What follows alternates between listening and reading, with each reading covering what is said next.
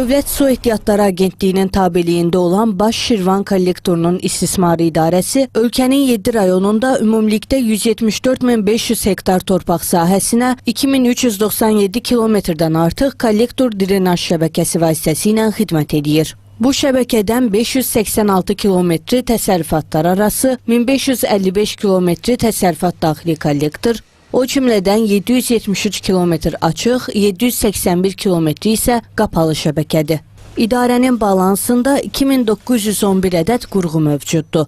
Hər il olduğu kimi bu ildə idarə tərəfindən lildən təmizləmə işləri davam edir. Balansda olan 11 ədəd nasos stansiyasında müxtəlif növ 31 ədəd nasos aqreqatları istifadə edilir ki, həmin aqreqatlarda da təmir işləri aparılıb.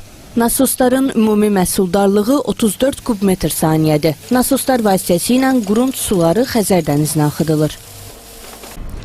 Baş Şirvan kollektor istismar idarəsinin balansında olan maşın mexanizmlər vasitəsilə mütəmadi olaraq kollektor diren şəbəkəsində lildən təmizləmə işləri aparılır.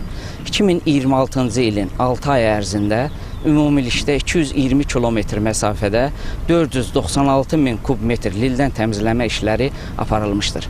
Hal-hazırda dayandığımız Kayen kollektoru 26 kilometr uzunluqda olmaqla 1979-cu ildə istismara verilmişdir.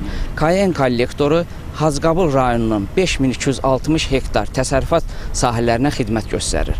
2026-cı ilin istismar tədbirlər planına əsasən Kayen kollektorunun 8,9 kilometr hissəsində lildən təmizləmə işləri görülmüş, hal-hazırda işlər davam etdirilir. Bununla yanaşı Ucar, Ağdaş, Göyçay, Sabirabad və Salyan rayonlarında olan kollektor diren şəbəkəsində lildən təmizləmə işləri aparılır. Tərtib olunmuş plan əsasında görülən işlərin nəticəsi olaraq şoranlaşmanın qarşısı alınır və münbitlik artır. Yenidən fermerlərin istifadəsinə verilən torpaqlarda müxtəlif növ bitkilər əkilir. Bu isə məhsuldarlığın artımına səbəb olur.